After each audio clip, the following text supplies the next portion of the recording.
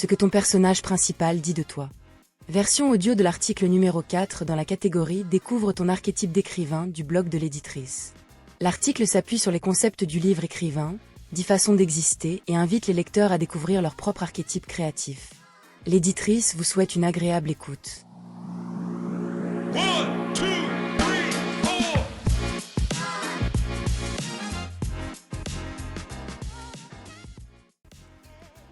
Décoder ses obsessions, ses thèmes récurrents et ses structures mentales d'auteur. Chaque fois que tu inventes un personnage, tu t'inventes un miroir. Tu crois le créer librement, avec ses failles, ses désirs, ses contradictions. Mais, en réalité, c'est lui qui te révèle. Ce que ton personnage vit, redoute, ou désire avec acharnement parle toujours d'une manière ou d'une autre de ce que toi, tu portes à l'intérieur. Et c'est souvent ton archétype d'écrivain qui choisit, à travers lui, la vérité qu'il veut raconter.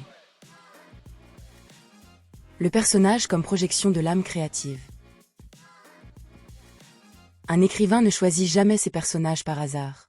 Même quand tu crois les inventer, ils naissent de tes zones d'ombre et de lumière. Ils incarnent des forces que tu portes, consciemment ou non.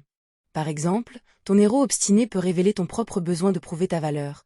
Ton héroïne blessée peut exprimer la part de toi qui cherche à guérir et ton antagoniste peut porter les aspects de toi que tu refuses encore de voir.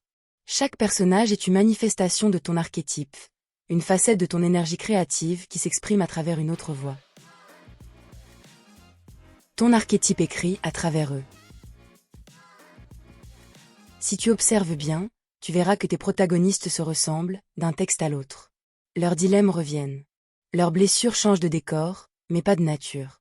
C'est parce que ton archétype d'écrivain cherche à comprendre quelque chose du monde et il le fait à travers tes personnages.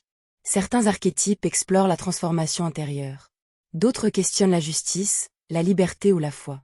Certains cherchent la réconciliation avec le réel, d'autres la transcendance. Mais tous, sans exception, t'invitent à écrire ce que toi seul peux explorer. Plus tu t'en éloignes, plus tes personnages sonnent faux. Quand tu écris sans écouter ton archétype, tes personnages perdent de leur profondeur. Ils deviennent des constructions techniques, bien écrites mais creuses. Le lecteur le sent, il perçoit la justesse des mots, mais pas celle du cœur. Car un personnage ne vit que si l'écrivain écrit depuis sa vérité. Et ta vérité, c'est ton archétype, la racine de ton regard sur le monde. Écrire sans lui, c'est comme inventer un corps sans âme. Écrire avec lui, c'est laisser ton texte respirer. Écrire pour se connaître à travers ses héros. Tes personnages ne sont pas là pour t'éloigner de toi. Ils sont là pour te ramener à toi. Chaque fois que tu écris une scène juste, tu poses une vérité que tu n'avais pas encore formulée.